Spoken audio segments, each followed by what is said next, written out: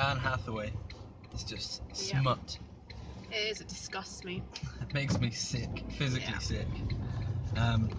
Okay, so at the start we've got the dedication, which is a quote from Shakespeare's will. Item I give unto my wife, my second best bed, and it's inauthentic. It's actually modern English, but it's written in like slightly differently to how it would be the modern day. And what's that about? Well, I guess the reason why she starts the poem with that is because over time people have, you would think if after years you've spent with your husband, the only thing they left you was the second best bed, you'd be a bit like, well, screw you, mate. Like, where's my cut of the money? Where's my cut of the house? Like, what do I get out of this? Oh, great, I get the second best bed. And like, that's pretty rubbish payback. Shakespeare being a notorious wit, it's almost like you were saying, you were my second best love. Yeah, exactly. But then you get this revisionist idea of actually the guests would sleep in the best bed, and the Shakespeare and his wife would sleep in the second best bed. So he's giving her the place where they lay together and had all their magical adventures, if you will. The other thing I'll say is he left all the money to his oldest daughter. He had two daughters. One of them was unreliable, so he didn't give her the money. He gave it to the safe one, and then she looked after the mother. So he wasn't out to get her. I don't think he just he liked that pair. But I think Duffy's also, she's like reimagining this as, okay, so on the surface of it that would seem like a really, really rubbish thing to leave, but what she's saying is that actually maybe it's a really good thing to leave because it's kind of sentimental of the time they spent together while in the bed. Yeah, and it's a riposte to generations of academics who used this as evidence that while Shakespeare left his wife in the countryside, he was cavorting with lots of actors.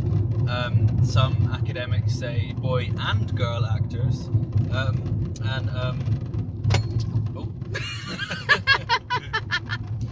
The car's just breaking. It's falling apart here.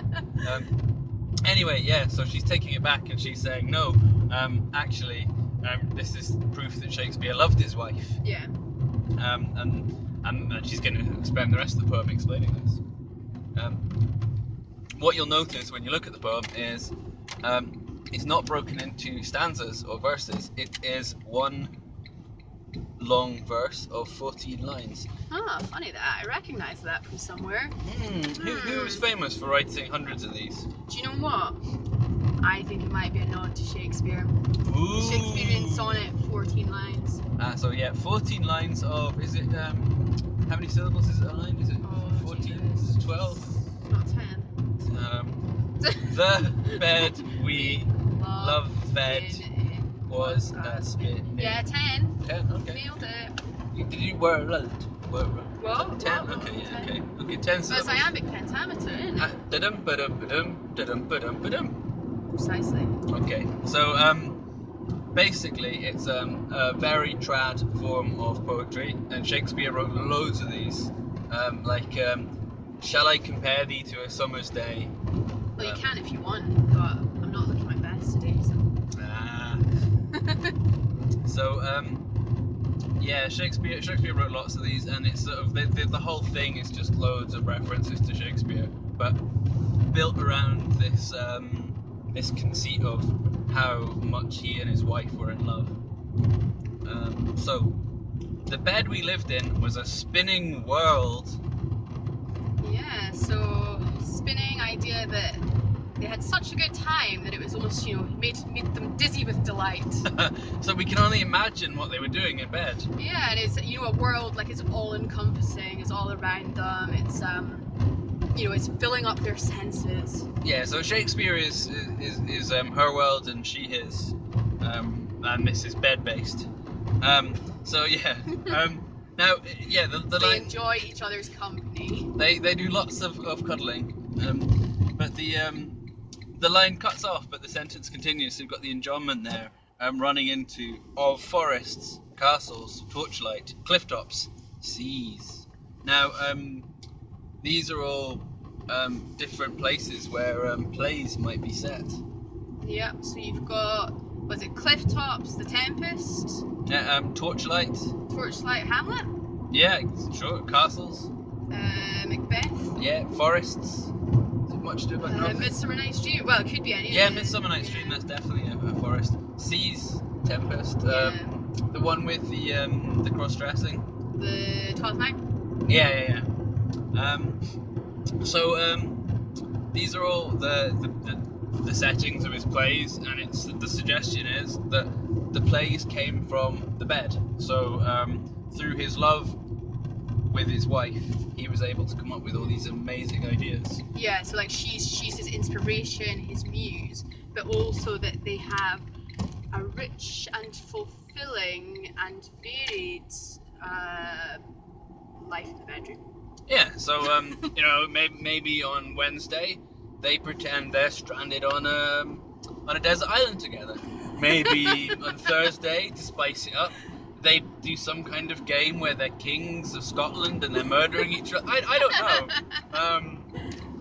know. The less said, the better. But I've already said plenty, sadly.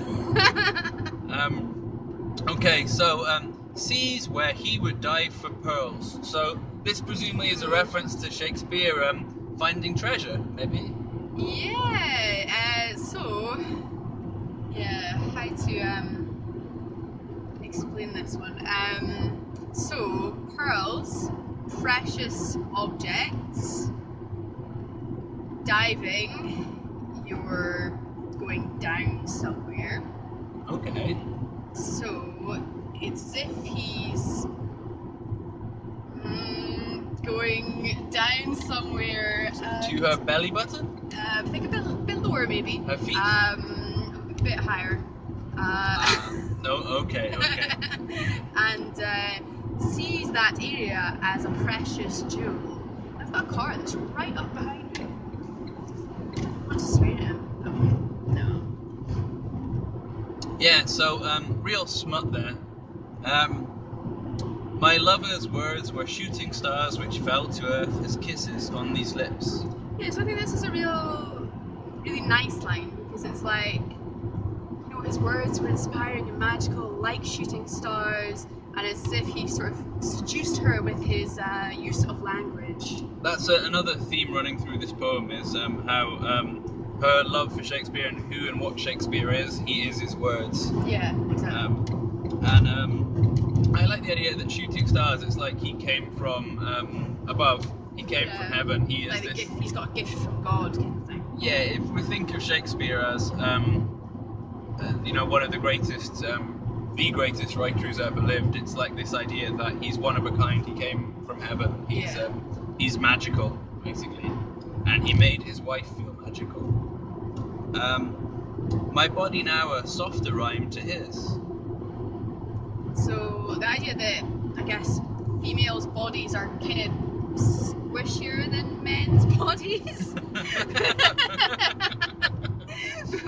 Not because women are just fatter, but I guess because of their various bits, they're I think squishier.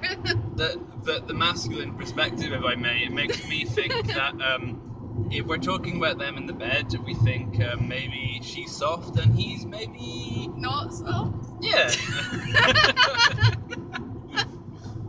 But there's also this idea, though. It was already awkward. But there's the idea of the rhyme. So rhymes, two rhymes, they go together. So it's like they're a couple of rhymes in bed together. It's nice. Yeah, perfect. So now echo, assonance is touch. A verb dancing in the centre of a noun. Okay, so we've got echo assonance. Assonance means the repeated vowel sound, and there are repeated vowel sounds in there. Echo. Assonance. And echo's repetition as well. It's when something is repeated back. Yeah, so it's kind of recreates a sort of a O sound, which maybe implies that they're feeling really relaxed and happy. Yeah, they're enjoying themselves, like having a good time. And repetition of an action here through echo assonance. His touch, a verb dancing in the centre of a noun. Now, a verb I is think you should do this. a verb is a doing word. The noun is the object. So if you imagine his touch is doing something in her object, okay? So you can. Oh, goodness. Right, focus on the road, Petrie. So yeah, you can work it out for yourself. And if you can't, then get a book. Yeah. Some nights I dreamed he'd written me, the bed a page beneath his writer's hands. Yeah, so there he's kind of like, she feels like he kind of makes her complete, like he's creating her through. You complete me, Shakespeare. Yeah, or like, you know, that song that's like, baby, you're the one, you still turn me on. You can make me whole again. So like that. Yeah. So again, it's the idea of the two rhymes that go together, Yeah. and they're only complete when there's both of them there. There's also this idea that he'd written her. It's the emphasis on his writing, and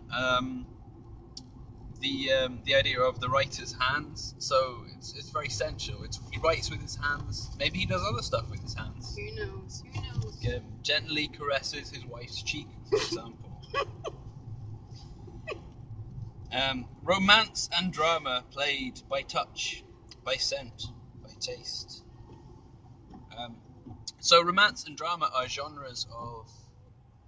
Yeah, Shakespeare's plays, yeah. Yeah, so again, a link to the plays, reference to the plays there, and a list touch by touch, by scent, by taste, repetition of by, the list of senses. Yeah, senses that might come into proceedings.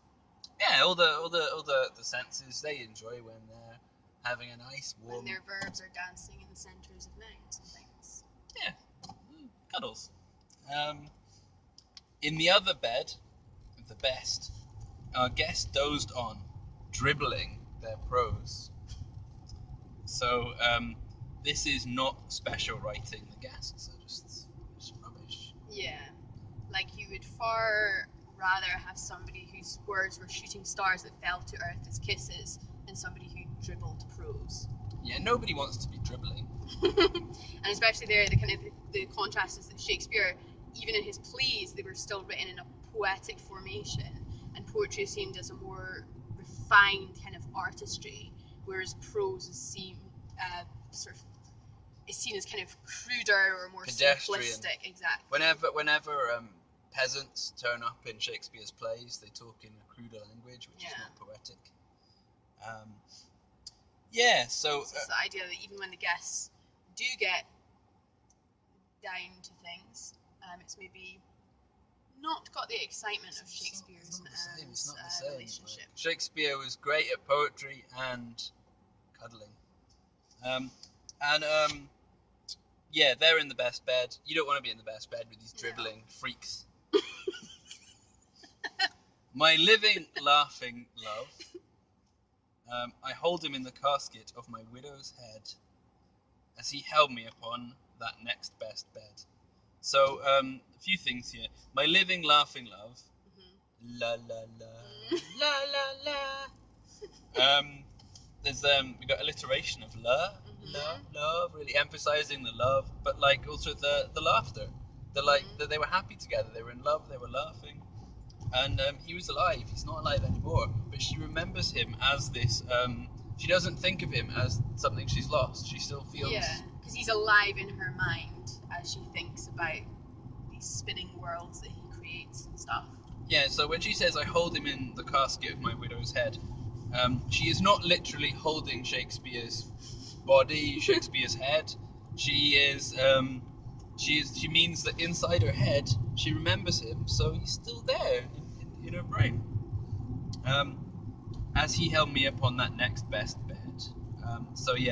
Widow's head, best bed, little rhyme to finish there. Yeah, it's also the idea that, as he treasured her and made her feel special while they were in bed, she now treasures him in her head. Yeah. So we got lots of themes. We got the themes of writing, Yeah. themes of the senses, Yep. most notably touch. Yep. We've got the theme of Love. Passion. love and passion. Yeah, we've got lots of love and passion there. What else? Oh, loss, because Yeah, of he is course. dead. I mean, she remembers him as a living, laughing love, but he's dead. The link between the past and the present. Past and present. First person narrator. Yeah. This one hasn't come up yet, has it? No, it's not. And it's going out after next year, which means that, I don't know, it could be this Could one. be. I mean, we don't know what they are anyway, so don't take our word for it, but could be. Yeah, I mean, if I tell you that half of Mrs. Midas came up last year, so don't worry about that. It could be the other half. We just don't know. But at the same time, there's I'd say, if I were a betting man, Anne Hathaway and Havisham are probably... They're due an outing. Yeah, exactly. I think that about covers it. Say so. Petrie and Pollard out. Nice.